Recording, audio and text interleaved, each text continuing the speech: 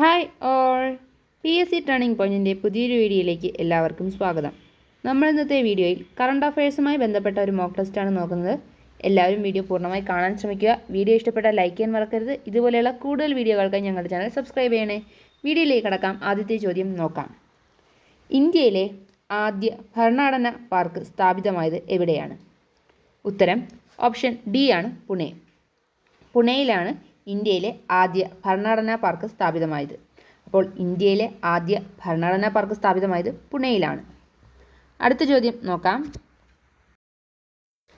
സാമൂഹികമായും സാമ്പത്തികമായും പിന്നാക്കം നിൽക്കുന്നവരുടെ വിദ്യാഭ്യാസ മുന്നേറ്റത്തിനായി സമഗ്ര ശിക്ഷ കേരളയുടെ നേതൃത്വത്തിൽ നടപ്പാക്കുന്ന പദ്ധതി.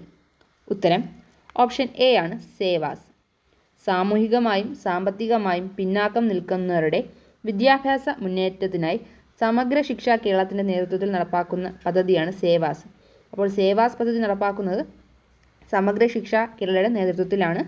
സാമൂഹികമായും സാമ്പത്തികമായും പിന്നാക്കം നിൽക്കുന്നവരുടെ വിദ്യാഭ്യാസ മുന്നേറ്റത്തിനായിട്ടാണ് സമഗ്ര ശിക്ഷ കേരളയുടെ നേതൃത്വത്തിൽ സേവാസ് പദ്ധതി നടപ്പിലാക്കുന്നത്. അടുത്ത ചോദ്യത്തിലേക്ക് കടക്കാം.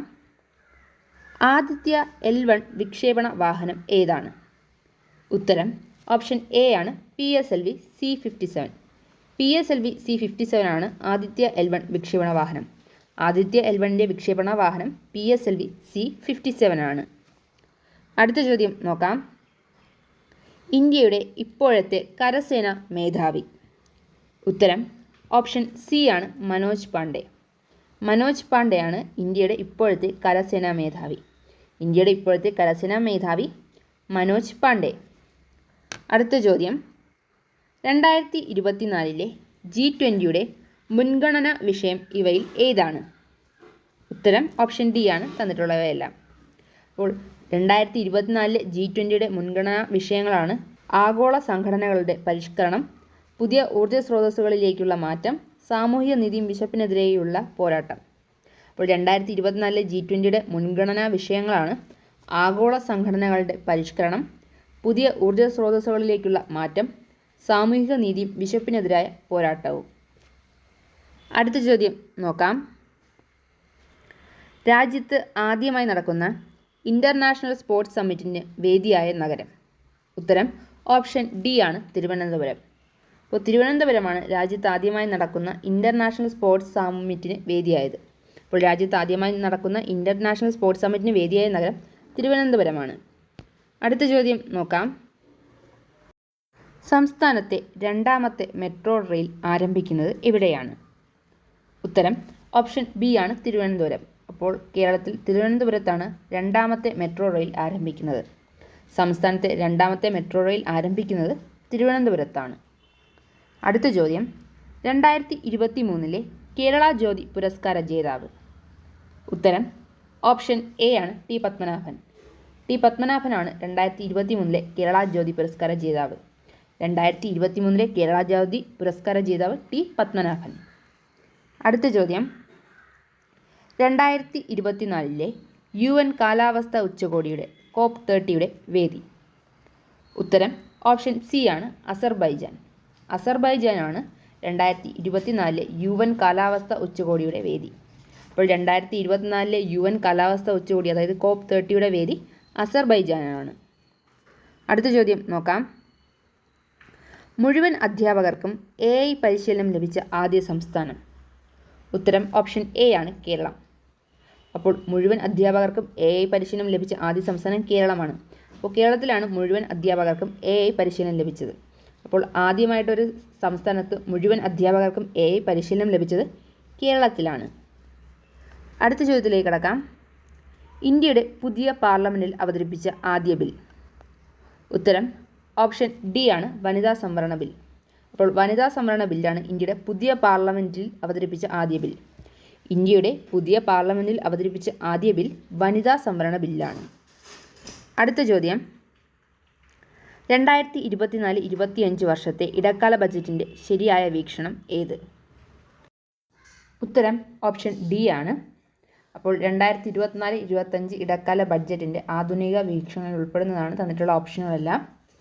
ആധുനിക അടിസ്ഥാന സൗകര്യങ്ങളുള്ള എല്ലാവർക്കും അവസരങ്ങൾ ലഭിക്കുന്ന പ്രകൃതിയുമായി ഇണങ്ങി ജീവിക്കുന്ന സമ്പന്നമായ ഭാരതം, 2047 ആകുമ്പോഴേക്ക് ഇന്ത്യ വികസിത രാജ്യമാക്കുക, എല്ലാവരെയും ഉൾക്കൊള്ളിച്ചുകൊണ്ടുള്ള വികസനം. ഇവയൊക്കെ 2024-25 ഇടക്കാല ബഡ്ജറ്റിൻ്റെ ശരിയായ വീക്ഷണങ്ങളിൽ ഉൾപ്പെടുന്നതാണ്. അപ്പോൾ ഏതൊക്കെയാണ് ഒന്നുകൂടി നോക്കാം. ആധുനിക അടിസ്ഥാന സൗകര്യങ്ങൾ ഉള്ള എല്ലാവർക്കും അവസരങ്ങൾ ലഭിക്കുന്ന പ്രകൃതിയുമായി ഇണങ്ങി ജീവിക്കുന്ന സമ്പന്നമായ ഭാരതം, 2047 ആകുമ്പോഴേക്ക് ഇന്ത്യയെ വികസിത രാജ്യമാക്കുക, എല്ലാവരെയും ഉൾക്കൊള്ളിച്ചുകൊണ്ടുള്ള വികസനം. അടുത്ത ചോദ്യം നോക്കാം. മോക്കാട്ട് ചുഴലിക്കാറ്റിന് പേര് നൽകിയ രാജ്യം. ഉത്തരം ഓപ്ഷൻ സി ആണ് യമൻ. യമനാണ് മോക്ക ചുഴലിക്കാറ്റിന് പേര് നൽകിയത്. മോക്ക ചുഴലിക്കാറ്റിന് പേര് നൽകിയ രാജ്യം യമനാണ്. അടുത്ത ചോദ്യം. തിരുവനന്തപുരം ജില്ലയിലെ ഔട്ടർ റിംഗ് റോഡിന് കേന്ദ്ര റോഡ് മന്ത്രാലയം നൽകിയ ഔദ്യോഗിക നമ്പർ. ഉത്തരം ഓപ്ഷൻ ബി ആണ് NH 866. തിരുവനന്തപുരം ജില്ലയിലെ ഔട്ടർ റിംഗ് റോഡിന് കേന്ദ്ര റോഡ് മന്ത്രാലയം നൽകിയ ഔദ്യോഗിക നമ്പർ NH 866. അപ്പോൾ NH 866 ആണ് തിരുവനന്തപുരം ജില്ലയിലെ ഔട്ടർ റിംഗ് റോഡിന് കേന്ദ്ര റോഡ് മന്ത്രാലയം നൽകിയ ഔദ്യോഗിക നമ്പർ. അടുത്ത ചോദ്യത്തിലേക്ക് കടക്കാം.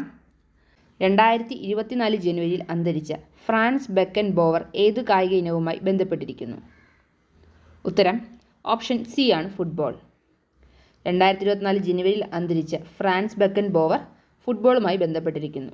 അപ്പോൾ ഫുട്ബോളുമായിട്ടാണ് ഫ്രാൻസ് ബെക്കൻ ബോവർ ബന്ധപ്പെട്ടിരിക്കുന്നത്. 2024 ജനുവരിയിലാണ് ഫ്രാൻസ് ബെക്കൻ ബോവർ അന്തരിച്ചത്. അടുത്ത ചോദ്യം. 2023 ഖേലോ ഇന്ത്യ യൂത്ത് ഗെയിംസിൻ്റെ ഭാഗ്യചിഹ്നം. ഉത്തരം ഓപ്ഷൻ ബി ആണ് വീരമംഗൈ. 2023 ഖേലോ ഇന്ത്യ യൂത്ത് ഗെയിംസിൻ്റെ ഭാഗ്യചിഹ്നം വീരമംഗൈയാണ്. അപ്പോൾ വീരമംഗൈയാണ് 2023 ഖേലോ ഇന്ത്യ യൂത്ത് ഗെയിംസിൻ്റെ ഭാഗ്യചിഹ്നം. അടുത്ത ചോദ്യം. സ്മാർട്ട് ഫോണിലൂടെ മീറ്റർ റീഡിംഗ് സ്വയം എടുത്ത് കുടിവെള്ള ബിൽ അടയ്ക്കാനുള്ള സെൽഫ് മീറ്റർ റീഡിംഗ് ആപ്ലിക്കേഷൻ. ഉത്തരം ഓപ്ഷൻ എ ആണ് കെ സെൽഫ്. സ്മാർട്ട് ഫോണിലൂടെ മീറ്റർ റീഡിംഗ് സ്വയം എടുത്ത് കുടിവെള്ള ബിൽ അടയ്ക്കാനുള്ള സെൽഫ് മീറ്റർ റീഡിംഗ് ആപ്ലിക്കേഷനാണ് കെ സെൽഫ്. അപ്പോൾ കെ സെൽഫ് എന്നത് സ്മാർട്ട് ഫോണിലൂടെ മീറ്റർ റീഡിംഗ് സ്വയം എടുത്ത് കുടിവെള്ള ബിൽ അടയ്ക്കാനുള്ള സെൽഫ് മീറ്റർ റീഡിംഗ് ആപ്ലിക്കേഷനാണ്. അടുത്ത ചോദ്യം. ലോക മാധ്യമ സ്വാതന്ത്ര്യ സൂചികയിൽ ഇന്ത്യയുടെ സ്ഥാനം. ഉത്തരം ഓപ്ഷൻ ഡി ആണ് 159. ലോക മാധ്യമ സ്വാതന്ത്ര്യ സൂചികയിൽ ഇന്ത്യയുടെ സ്ഥാനം 159 ആണ്. അപ്പോൾ 159 ആണ് ലോക മാധ്യമ സ്വാതന്ത്ര്യ സൂചികയിൽ ഇന്ത്യയുടെ സ്ഥാനം. അടുത്ത ചോദ്യം.